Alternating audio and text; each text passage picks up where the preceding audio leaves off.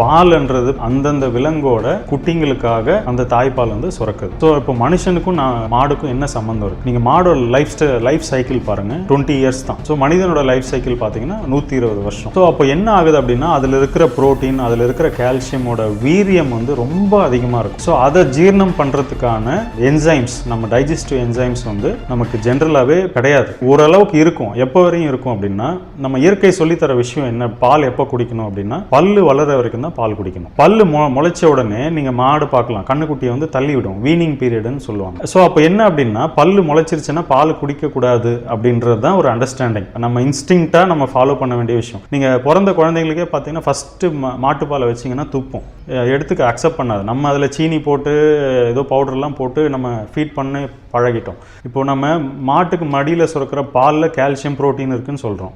மாடு முன்னாடி என்ன சாப்பிடுதுன்னு யாருமே ஏன் பார்க்கல? மாடு என்ன சாப்பிடுது? பிளான்ட் பேஸ்ட் ஃபுட்டு தான் சாப்பிடுது. தாவரங்கள்லேருந்து வர்றது தான் அது சாப்பிடுது. இலை, பில்லு அந்த மாதிரி சாப்பிட்டு அதுக்கு கால்சியம் வந்திருக்கு. ஸோ நம்ம வந்து அதுக்காக இலை, தலை, பில்லு சாப்பிட்ணுன்னு கிடையாது. கீரை சாப்பிட்டா போதும். கீரை, பேரிச்சம்பழம், கேழ்வரகு மாவு, கம்பு மாவு, இதில் அத்தனை பேரிச்சம்பழம், அத்திப்பழம், பாதாம் அத்தனையிலும் கால்சியம் இருக்குது. அந்த கால்சியம் வந்து நமக்கு போதுமானது.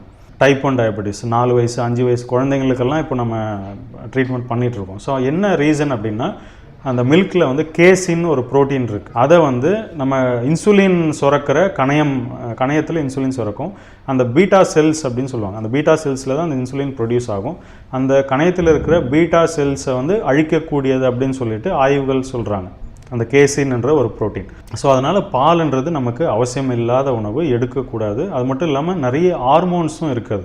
இப்போது follicle stimulating hormone, luteinising hormone, prolactin, இதெல்லாம் நிறைய இருக்கிறதுனால பெண்களுக்கு வந்து அது ஆகவே ஆகாது. அவங்க உடம்புல ஹார்மோன்ஸ் இருக்கும், இதில் ஹார்மோன்ஸ் இருக்கும், ரெண்டு போய் கன்ஃபியூஸ் பண்ணிகிட்ருக்கும். ஸோ அதனால தான் நிறைய ப்ரோலாக்டின் லெவல்ஸ் வந்து அதிகமாகும்.